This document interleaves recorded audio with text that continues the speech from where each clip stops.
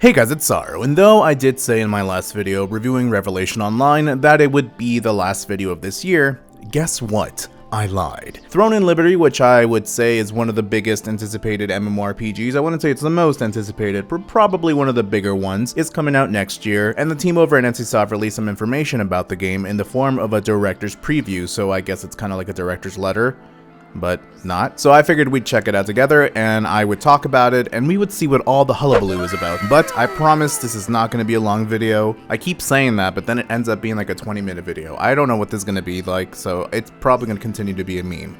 So let's get right into it.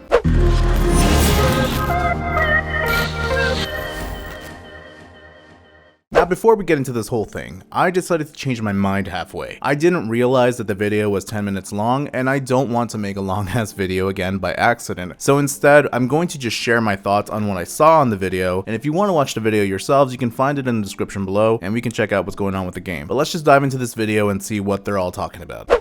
So the director of the game in NCSoft went on to talk about the game, showcasing some pretty great footage, along with some 10 FPS cutscenes that I noticed, even though towards the end of the video they did promise that there would be some optimization and that the game would be as smooth as possible. But apart from that, much like Christopher Judge at the Game Awards, clearly the speech was going to go on for some time. Now the director goes on to explain that the game was made for everyone, which I'm sure some PvP players are already going to punch a wall at this moment and yell at the ground while listening to the Black Parade. The game will be coming on PC and console, as we've already known, and it's going to be coming in the first half of 2023. Now, one of the developers did talk about interactions such as dungeons, which may have a separate entrance and main area. I was a little confused by what was being said here, but they were talking about multiple floors and spaces, and yet it's all connected, and everyone can be moving to the lowest floor, for example, while others can be helping other players on other floors. I'm not quite sure how that would necessarily work, and it's an interesting concept or take on the dungeon perspective of an MMORPG, and well, what the limitations are. But since in this video you've seen some players kind of traversing the dungeon while others fight what I assume is only a boss, can't really imagine that someone from the party or the team could just kind of walk around and get lost while the rest of the team is fighting the boss.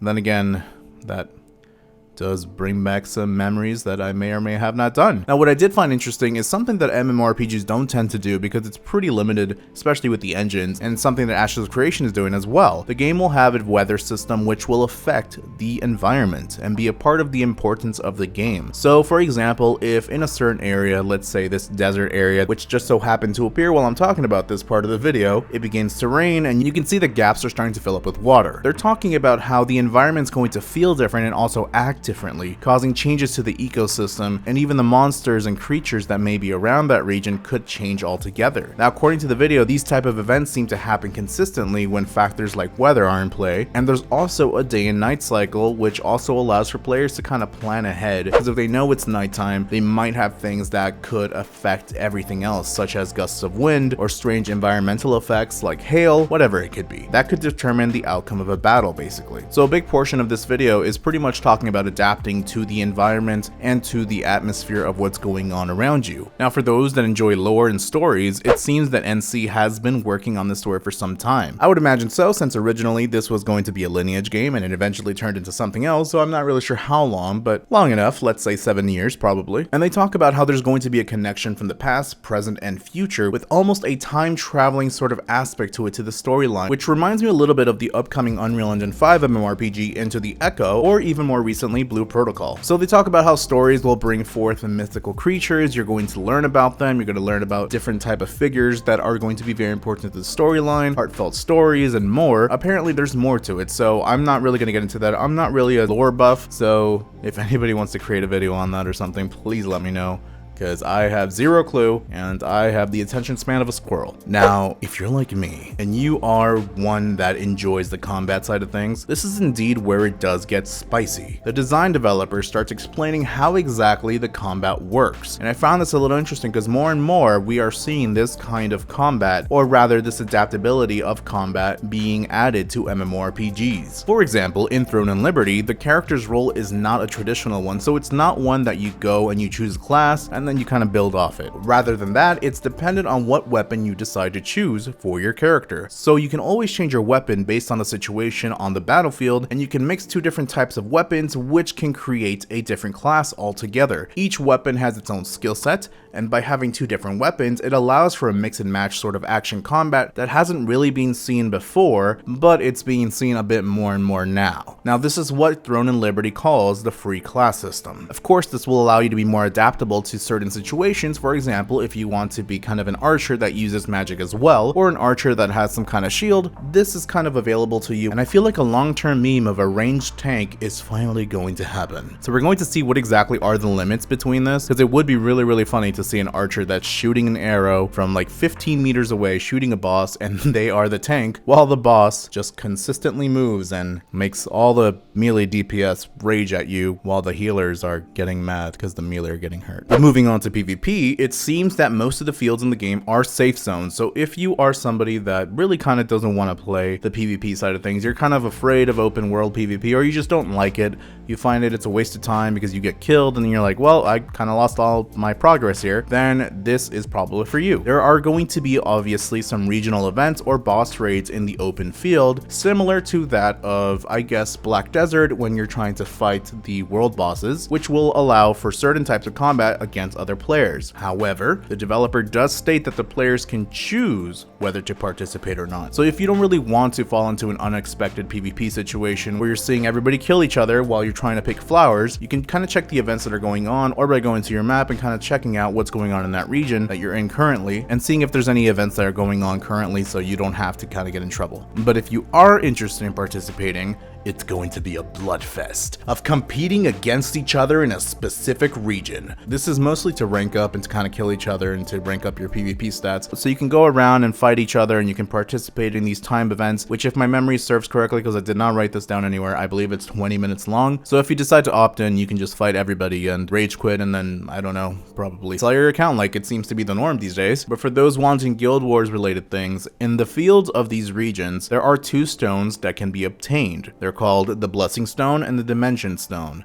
They can only be obtained by guilds only. So if you're a normal player, you have no guild, you have nothing, you're going to see these stones, but you can't really obtain them, you can't do anything with them. Now, by obtaining these, this allows for guilds to gain some extra upgrades, such as additional guild related things, I don't know, and materials as well. Generally speaking, these stones are actually called the Possession Stones. So individually, they're called the Dimension Stone and the Blessing Stone, but generally they're called the Possession Stone. But I would consider this as a conquest type of thing, or if you've played Black Desert where you're trying to kind of obtain a certain area to kind of control that region either for resources or whatever, this would sort of fall into that category. Or if you've played Swords of Legends Online, it's similar to obtaining the meteors that are on the ground, which the name kind of escapes me at this point, and I probably should have written it down before making this video, but I'm actually ad-libbing right now, so I have no idea what it's called. But those random rocks that guilds can go and obtain, basically, and fight for. My god, what are they called? But anyways, all you need to know is that it's optional to take part in. You don't have to, and if you're not in a guild, then you don't really have to do any of this anyways. So moving forward, we got to see a little bit of how the game is going to look on console, along with its UI, as well as mobile streaming UIs. I'm not really sure what mobile streaming means, whether they mean natively on the console, such as the PlayStation's Remote Play, or the Xbox's version, which is called Cloud something. Man, I'm off my game today. Pun unintended. Or was it? But I am a little worried about the mobile streaming UI because it wasn't really expanded upon, but they are saying that their plans are really to expand the game to as many devices as possible in order to bring the game to a wide, diverse audience. So towards the beginning of the video, the developer does say something that this game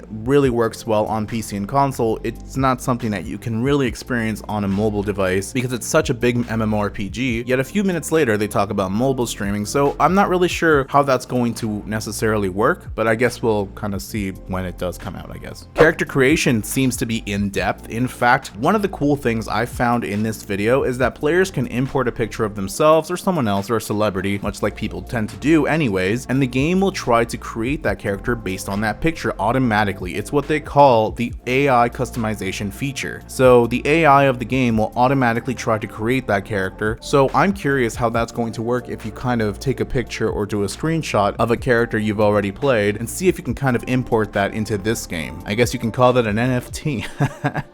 I don't know cryptocurrencies. Now, the developer does go on to say that even though you've already customized your character and created it, while you're playing, you can also customize your character. Normally, in an MMORPG, you can do this anyways by purchasing either a token, like a character customization token, or something like that in the store. When I had first listened to it, I kind of thought, okay, so this is going to be a free feature that's going to be available for everybody, but it doesn't really make sense because, first of all, this is NCSoft, and secondly, I've never really seen that before, so I went to check back, and I did notice in this box area there was kind of a token of sorts, so I'm assuming either through in-game related things, or most likely through the cash shop, you can get an item that will allow you to change the appearance of your character if you so want to. Which, if this is the case, this is the most redundant part of the video anyways, but at least you know that if you want to adjust your appearance or something down the line, after you've created your character, you can do so. Now, after a few words of gratitude and excitement, we learn that the game will be free to play and available to all players at the same time. PC and console players will receive this MMORPG in the first half of 2023, and honestly, it does look amazing. I know that NCSoft has talked about the pay to win a little bit, and I mentioned it in the previous video. They kind of skimmed by it, and they kind of,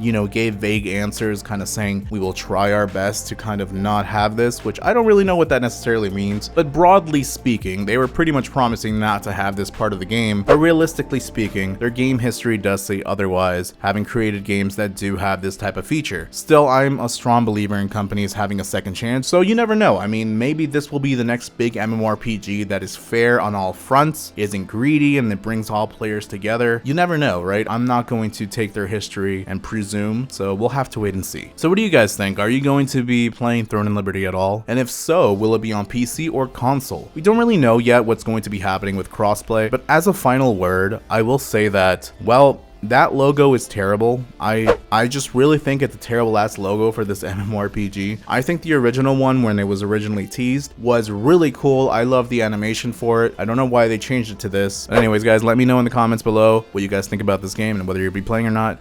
And yeah, we'll talk about it. Alright guys, thanks for watching. Make sure to subscribe and click that adorable f***ing bell to know when I upload a brand new video. And don't forget to come join my Discord if you want to chat and hang out. Much love, and as always, till next time, friends.